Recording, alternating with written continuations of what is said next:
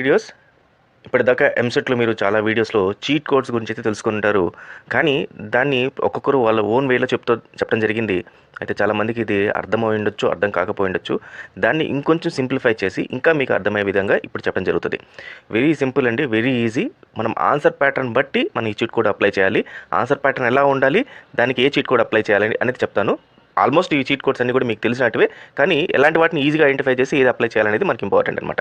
So వీడియోని ఎక్కడ skip చేయకండి. ఫస్ట్ టైం వచ్చిన సబ్స్క్రైబ్ చేసుకోండి. అలాగే లైక్ అండ్ షేర్ చేయండి. సో దాని ద్వారా మీ ఫ్రెండ్స్కి కూడా యూజ్ అవుద్ది. సో ఫస్ట్ చీట్ కోడ్స్ గురించి చూసేటప్పుడు ముందుగా మనము ఆన్సర్ పేపర్ ఎక్కడి నుంచి స్టార్ట్ చేయాలి అది చాలా ఇంపార్టెంట్. సో మనకు టోటల్గా మనకు అందరికీ తెలిసిందే 160 క్వశ్చన్స్ ఉంటాయి మనకు ఎంసెట్లో. ఈ 160 క్వశ్చన్స్లో జనరల్గా అందరూ ఏం చేస్తామంటే ఫస్ట్ నుంచి స్టార్ట్ చేసుకుంటే వెళ్తాం. First question, second question, third question. ఈ ఫస్ట్ రాకపోతే సెకండ్కి వెళ్తాం, సెకండ్ రాకపోతే థర్డ్కి వెళ్తాం. సో ఈ ప్యాటర్న్ని అవాయిడ్ చేయండి. ఎందుకంటే so most of the first to 10 questions తర్వాత లాస్ట్ ఉన్న 10 క్వశ్చన్స్ ఏవైతే ఉంటాయో అవి చాలా కూడా మీ స్ట్రెస్ బేస్డ్ అంటే సైకలాజికల్గా మీరు డిస్టర్బ్ అయ్యే క్వశ్చన్సే ఉంటాయి. సో ఆ ప్యాటర్న్ క్వశ్చన్ పేపర్ ఎగ్జామినేషన్ ఎవరైతే సెట్ చేస్తారో వాళ్ళు ఆ క్వశ్చన్స్ని ఆ రకంగా తయారు చేయడం జరుగుతుంది. సో దీనివల్ల ఏమవుతుందంటే మీరు చాలా కన్ఫ్యూజన్ అవుతారు. సో చాలామంది మీరు చాలాసార్లు గమనించుంటారు, మీరు బయటికి రారే చాలా ఈజీ క్వశ్చన్ రాయినా కూడా నేను సరిగ్గా చేయలేకపోయాను అంటారు. ఇదంతా ఎందుకంటే ఈ ఫస్ట్ 10 క్వశ్చన్స్ చేసే మాయ అనమాట. అలాగే లాస్ట్ 10 క్వశ్చన్స్ నుంచి కూడా చేసే మాయ. కాబట్టి మీరు ఎక్కడ కూడా ప్యాటర్న్లో ఒక ప్యాటర్న్లో ఫస్ట్, సెకండ్, థర్డ్ ఇలా ప్యాటర్న్లో కాకుండా ర్యాండమ్ క్వశ్చన్స్ పిక్ చేసుకోండి. అంటే మీకు సిస్టమ్ ఆన్ చేయగానే మీకు అక్కడ క్వశ్చన్స్ పక్కన రైట్ సైడ్ ప్యాలెట్ ఉంటుంది. క్వశ్చన్ సెలెక్ట్ చేసుకునే ప్యాలెట్ 1 2 3 4 5 6 అని ఎక్కడో 15th క్వశ్చన్ లేకపోతే 20th క్వశ్చన్ ఫస్ట్ సెలెక్ట్ చేసుకోండి. తర్వాత నెక్స్ట్ కొట్టండి. సో ఈ రకంగా ఏమవుతుందంటే మిడిల్లో నుంచి మీరు కొన్ని సెలెక్ట్ చేసుకునే అవకాశం ఉంటుంది. సో ఈ రకంగా మీరు ఫస్ట్ లేదా లాస్ట్ 10 క్వశ్చన్స్ ఫస్ట్ అవాయిడ్ చేసేసేయండి. మిడిల్లో అయితే రాయండి. సో ఇది first important tip are cheat code ఏదైనా అనుకోండి. ఇది ఫస్ట్ థింగ్ అనమాట. సెకండ్ ఏంటంటే చీట్ కోడ్స్ దేనిపైన అప్లై చేయాలి. సో చీట్ కోడ్స్ ఏ క్వశ్చన్స్కి అప్లై చేయాలి అనేది చెప్తాను చూడండి. సో జనరల్గా చీట్ కోడ్స్ అన్నిటికీ అప్లై చేయకండి. ఎందుకంటే చీట్ కోడ్స్ అనేది మీకు లక్ పైన బేస్ ఉంటుంది. సో మీరు చేసిన హార్డ్ వర్క్ చదివినంత కూడా వేస్ట్ అయిపోద్ది. కాబట్టి ఫస్ట్ మీరు ఏం చేయాలంటే మొత్తం క్వశ్చన్ని కూడా త్రీ టైమింగ్స్ కింద కన్వర్ట్ చేసుకోండి. ఒకటి 45 minutes, first 45 minutes, next 45 minutes and third 90 minutes. ఈ రకంగా మీ క్వశ్చన్ పేపర్ని మొత్తాన్ని కూడా టైం సెట్ చేసుకోండి. సో ఫస్ట్ 45 మినిట్స్ ఏదైతే ఉంటుందో ఈ ఫస్ట్ 45 మినిట్స్లో మీకు ఈజీగా ఉన్న క్వశ్చన్స్ అంటే మీరు ఆ క్వశ్చన్ పేపర్ చూడగానే మెమరీ బేస్డ్ ఆన్సర్స్ ఉంటాయి అనమాట. అంటే A+B² అంటే A² + 2AB+B², లేకపోతే దీనికి సంబంధించిన ఫిజిక్స్లో ఏదైనా మెటల్కి సంబంధించింది వచ్చింది అది తెలుసు మీకు ఆన్సర్, టక్కన ఆన్సర్ పెట్టేయటం. లేదా కెమిస్ట్రీలో ఏదైనా కాంపౌండ్ దేని గురించి అంటే ఇర్రెస్పెక్టివ్ ఆఫ్ టాపిక్ ఏదైనా సరే మీరు 45 మినిట్స్లో మెమరీ బేస్డ్ క్వశ్చన్స్ అండ్ ఎక్కువ టైం తీసుకోకుండా ఫాస్ట్గా నేను చేయగలుగుతాను అనుకునే ఆన్సర్స్ అన్నీ కూడా ఫస్ట్ 45 మినిట్స్లో చేసేసేయండి. సో దీనివల్ల ఏమవుతుందంటే మీకు 45 మినిట్స్లో టోటల్గా ఎన్ని క్వశ్చన్స్ అయితే వస్తాయో అన్నీ కూడా ఈ 45 మినిట్స్లో కంప్లీట్ చేసేసుకోండి. సెకండ్ ఏంటంటే కొంచెం టైం అప్లై అవుతుంది. అంటే 1.5 మినిట్ 1 మినిట్ ఇలా టైం అప్లై కొంచెం వర్కౌట్ చేయాలి. వర్కౌట్ చేస్తే మనకు ఆన్సర్ వస్తుంది. అంటే యావరేజ్ కింద మనం దీన్ని కన్సిడర్ చేయొచ్చు అనమాట. సో ఇట్లాంటి యావరేజ్ క్వశ్చన్స్ అన్నీ కూడా మీరు సెకండ్ 45 మినిట్స్లో కంప్లీట్ చేసేసుకోండి. ఇర్రెస్పెక్టివ్ ఇక్కడ 20 క్వశ్చన్స్ రాస్తున్నారా, 10 క్వశ్చన్స్ రాస్తున్నారా, లేకపోతే 50 క్వశ్చన్స్ రాస్తున్నారా కాదు మనకు కావాల్సింది. సో ఇట్లా టైం సెగ్రిగేట్ చేసుకోండి. ఈ టైం సెగ్రిగేట్ చేసేసుకొని ఫస్ట్ 45 సెకండ్ 45లో first easy second tough average కింద తీసేసుకోండి. థర్డ్ 90 మినిట్స్ ఏదైతే ఉందో దీంట్లో మాత్రము టఫ్ అన్నింటిని కూడా 90 మినిట్స్లో పడేసేయండి. ఈ 90 మినిట్స్లోకి వచ్చేసరికి అంటే ఇక్కడ మీకు నేను ట్రై చేస్తాను అయినా ట్రై చేసినా కూడా నాకు ఆన్సర్ రాదు అలాంటి క్వశ్చన్స్ అన్నీ కూడా ఈ 90 మినిట్స్లో వేసేసుకోండి. తర్వాత దీంట్లో కూడా ఈ 90 మినిట్స్లో కూడా ఫస్ట్ 15 మినిట్స్ అన్నీ కూడా డెస్పరేట్గా ట్రై చేయండి. వాటిపైన ఎన్ని క్వశ్చన్స్ వస్తే అన్ని క్వశ్చన్స్ ట్రై చేయండి. అండ్ అయిపోయిన తర్వాత ఈ 15-20 మినిట్స్ అయిపోయిన తర్వాత రిమైనింగ్ 40-50 మినిట్స్ ఏదైతే ఉంటుందో ఆ 40-50 మినిట్స్ దగ్గర చీట్ కోడ్స్ అనేది అప్లై చేయండి.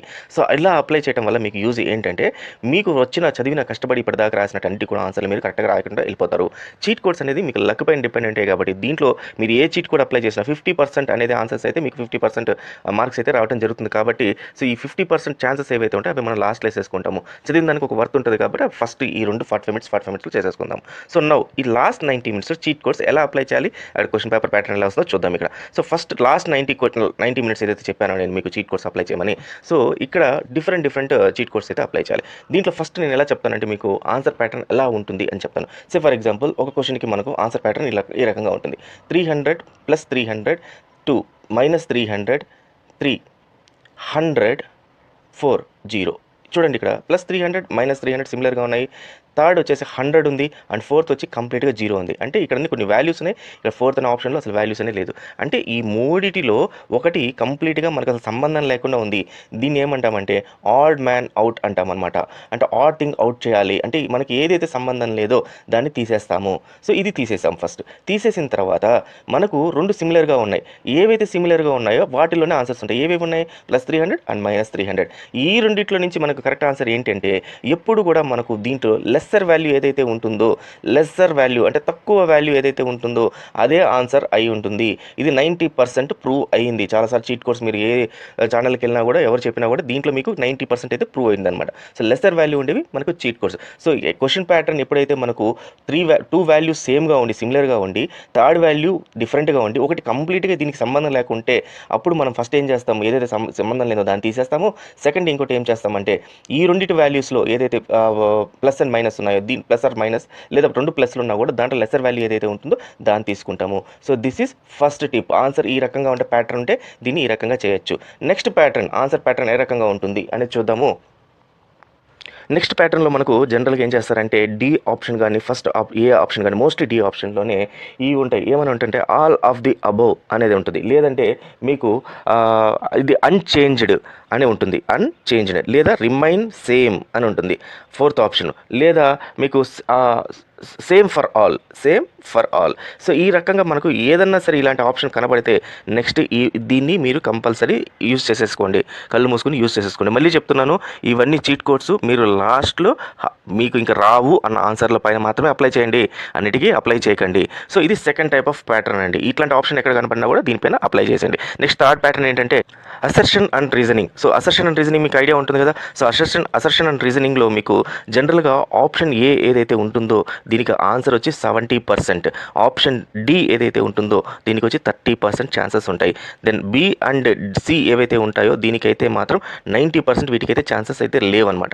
కాబట్టి assertion and reasoning type of questions ఎక్కడైనా వస్తే అంటే ఇది థర్డ్ టైప్ ఆఫ్ ప్యాటర్న్, 70% ఏకి లేదా డికి 30% ఉంటాయి. మరి 70-30%లో ఏది మనం చూస్ చేసుకోవాలంటే రెండిట్లో లెంతియెస్ట్ ఆన్సర్ ఏదైతే ఉంటుందో ఈ లెంతియెస్ట్ ఆన్సర్ని మీరు చూస్ చేసుకోండి. సో ఈ రెండిట్లో లెంతియెస్ట్ ఆన్సర్ అనేది మీకు ఆన్సర్ అనమాట. సో మోస్ట్లీ అయితే ఏనే ఇచ్చేస్తారు, 70% ఉంది కాబట్టి ఛాన్స్ లేదు. అక్కడ కూడా మీరు కన్ఫ్యూజ్ అయితే లెంతియెస్ట్ ఆన్సర్ ఏలో కానీ డీలో కానీ లెంతియెస్ట్ ఆన్సర్ ఏది ఉంటుందో దాన్ని అయితే చూస్ చేసుకోండి. ఇది third type of pattern. Next fourth type of pattern ఏ రకంగా నెక్స్ట్ సెట్ ఆఫ్ క్వశ్చన్స్ ఈ రకంగా ఉంటాయండి. ఇందాక ఫస్ట్లో చెప్పాను, ఏం చెప్పాను, ఒకటి పాజిటివ్ ఒకటి నెగిటివ్, ఇంకోటి సపరేట్గా ఉంటుంది, ఒకటేమో ఆడ్ ఉంటుంది, కంప్లీట్గా జీరో ఉంటుంది. ఇలాంటి దాంట్లో మనం ఆడ్ తీసేసేయండి, ఏదైతే తక్కువ వాల్యూ ఉందో దాన్ని తీసుకోండి అని చెప్పాను. ఇది వన్ సెట్. ఒకవేళ ఇన్ కేసు అదే క్వశ్చన్ ప్యాటర్న్ ఈ రకంగా వచ్చింది అనుకోండి, +300 -300 +100 -100 రెండు సిమిలర్గా ఉన్నాయి. నేను చెప్పింది ఏంటి, ఒకటి ఆడ్ తీసేసి రిమైనింగ్ తక్కువ ఉండి తీసుకోమని చెప్పాను. మరి దీంట్లో రెండు సేమ్గా ఉన్నాయి, దీంట్లో ఆడ్ ఏంటి అనేది మనకు తెలియదు. సో ఇలాంటి క్వశ్చన్ ఏం చేయాలి, సింపుల్గా స్కిప్ చేసేసి దీనికి ఇంకొక ట్రిక్ అప్లై చేద్దాం. దాన్ని ఏబిసిడి ట్రిక్ అంటారు. ఈ ఏబిసిడి ట్రిక్ అనేది ఎలా వర్కౌట్ అవుతుందో చూద్దాం ఇక్కడ. సో ఏబిసిడి ట్రిక్ అంటే వెరీ సింపుల్ అండి. ఇప్పుడు మీరు మొత్తం కలిపి ఎన్ని అయితే ఆన్సర్స్ రాశారో అవన్నీ కూడా ఒకసారి కౌంట్ చేసుకోండి. అంటే from the beginning first answer నుంచి లాస్ట్ ఆన్సర్ వరకు. సో ఫర్ ఎగ్జాంపుల్ ఏ మీరు 20 పెట్టారు, బి వచ్చి 30 పెట్టారు, అండ్ సి వచ్చేసి 30 పెట్టారు, డి వచ్చి 30 పెట్టారు. ఈ ట్రిక్ అయితే మీరు లాస్ట్లో అప్లై చేయాలి, ఎందుకంటే మధ్యలో మాత్రం అప్లై చేయకండి, లాస్ట్ ఫైనల్ అంటే అప్పుడు మీకు అన్ని ఆన్సర్లు తెలుస్తాయి. సో ఇక్కడ చూస్తే మీరు ఏని మాత్రం 20 మాత్రమే పెట్టారు, కాబట్టి ఏం చేస్తారంటే కళ్ళు మూసుకొని అన్నిటికి కూడా ఏ అని సెలెక్ట్ చేసుకుంటే వెళ్ళిపోండి. ఎందుకంటే మీకు అన్నీ కూడా 40 ఉండాలి. సో తక్కువ ఏదైతే పెట్టారో ఆ తక్కువ ఉన్నది మిగతా వాటిలో ఆన్సర్లో ఖచ్చితంగా ఉండే ఛాన్స్ ఉంది. ఎంత ఛాన్స్ ఉందంటే 50% అయితే మినిమం ఉంటుంది, 50% నుంచి 75% అయితే ఈ ఆప్షన్ అయితే 100%గా 75% అయితే ఖచ్చితంగా అయితే వస్తుంది.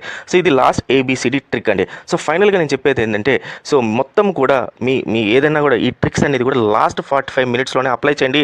అది కూడా కంప్లీట్గా మాకు ఆన్సర్స్ రావు అనుకున్న వాటికి మాత్రమే అప్లై చేయండి. అండ్ మోస్ట్ ఇంపార్టెంట్, ఇది 50% మీకు ఆన్సర్స్ వస్తాయి.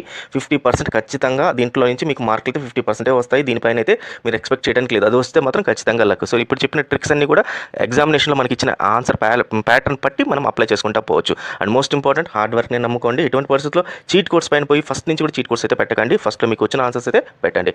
సో అది ఫ్రెండ్స్. సో మొత్తం మీద ఈ రకంగా అయితే చీట్ కోడ్స్ అయితే అప్లై చేయొచ్చు. ఇన్ కేస్ మీకు ఏదైనా డౌట్ ఉంటే కామెంట్ సెక్షన్లో పెట్టండి. So all the best and thank you very much.